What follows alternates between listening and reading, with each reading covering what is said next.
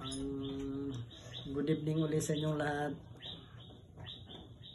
Para to sa may mga negosyong maliliit o malalaki. Mga kapwa kong nagninnegosyong maliit. At saka yung mga magninegosyo, ito yung para sa inyo sa mga magninegosyo pa lang. Yung mga empleyado, yung mga nasa presente pa ngayon ng pagiging empleyado sa isang kumpanya, mapapribado man o publiko. Ito yung struggles pag ninegosyong maliit man o malaki. Number 1, kapamilya. Hindi lahat ng kapamilya susuporta sa'yo. Matutuwa sa pinagagawa mong magninegosyo ka. Minsan may kapamilyang hindi ikinatutuwa ang iyong pagninegosyo. Minsan sila pa yung dahilan para siraan ka. Number 1 yan ha. Number 2, kapatid. Iba-iba yung mga magkakapatid. Iba-iba. Sa amin, 4 lang kami. Bunso ako. Panganay namin babae. Pangalawa lalaki. Pangatlo lalaki, isang babae. Sa amin magkapatid, walang ganyan. Sa magkapatid kasi, pag may negosyo ang isa, tapos umaangat-angat na ng konti, medyo gumagana yung pamumuhay. Diyan na mismo yung mga kapatid, mag-uutang. Natural yung pag-uutang sa kapatid. Kasi kapatid, kaputol mo yan ng umbilical cord. Umbilical cord, pusod sa Bicol, pusod. Yung mga kapatid, pag di mo pinagbigyan, di mo napautang, magagalit na. Sa akin, hindi ako nagagalit. Ayaw kong ganyan. Dapat kasi, marunong tayo umintindi, umunawa. Hindi naman pwedeng, porkit uutang tayo, sarili lang natin ang iintindihin. Dapat, both side, i-compare mo. Kung may pangangailangan din siya, may pagkakamitan siya ng pirang importante, o kaya, sa sarili mo. Isipin mo kung hindi ka pinaram, malamang may paglalaanan nyo ng pera. Maghintay ka kung kailan may sobra. Ganun. Pangatlo, customer. Sa customer, madali lang ang pagkilatis ng tao. Hindi ko nababanggitin kasi marami akong customer na friend. Kayo nang magtuklas kung paano nyo makikilala ang mga customer nyo. Kasi may kanya-kanyang customer yan.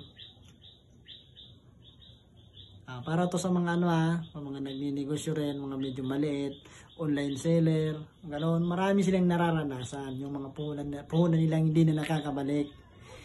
Yan ang pinakamatinding struggle sa nagninegosyo, yung puhunan. Pag ang puhunan mo hindi na nakabalik, wala. Ganon ka na. Kaya maging wise ka sa pera. Hindi lang yung pwede ka rin mag-control. Explainan mo sila. Pag medyo kunti lang yung puhunan mo, explainan mo sila ng maganda. Kasi ako dito sa amin, halos 9 years na kami nagtinda. Halos marami na akong nakilalang tao. Okay naman. Sa pagninegosyo kasi, ang utang natural na yan. Natural na ang utang. Hindi naman pwedeng nagninegosyo ka, wala kang utang. Hindi ka pwedeng magnegosyo ka, hindi ka nagpapautang. Buti kung, kahit nga medyo malalaking kumpanya dyan, nagpapautang yan eh. Malalaking negosyo, nagpapautang yan.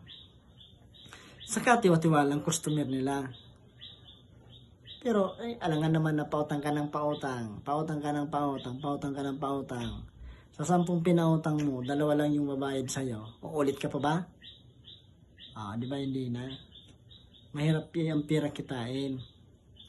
Mahirap. Kaya sa mga nagpaplano dyan na magnegosyo, ngayong January kasi ngayon yung mga magpapasahan ng mga resignation ngayong January. Kasi bago sila mag-resign, kukunin muna yung 13-month pay nila. Kasi sayang yun kung mag-resign silang November at saka December. Kasi yan ang bigayan ng 13-month pay, 14-month pay bonus. Yan. Mag-resign sila January. Marami ngayon sa mga nanonood na nagpaplanong magnegosyo. Yan ang struggle sa negosyo. Sa negosyo kailangan hindi lang mahaba ang puhunan mo. Dapat kung mahaba ang puhunan mo, mahaba rin ang pasensya mo sa tao. Yan ang tatandaan nyo. Sa mga gustong magnegosyo, nagpaplanong ganyan, huwag kayong magsingil sa taong pamura. Huwag kayong magsingil sa tao ng mataas ang boses. Hayaan nyo sila kung babayaran ka o hindi. Siyempre, hindi na sila makaulit pag di sila nagbayad, di ba? Sayang ang punan. Ganon. Kaya sa mga nagpaplanong magnegosyo, ito ang panoorin mo. Humanda ka na sa 3 pagsubok. Ulitin ko. Kapatid, customer, ano pa ba yung isa? Dalawa lang yata yan.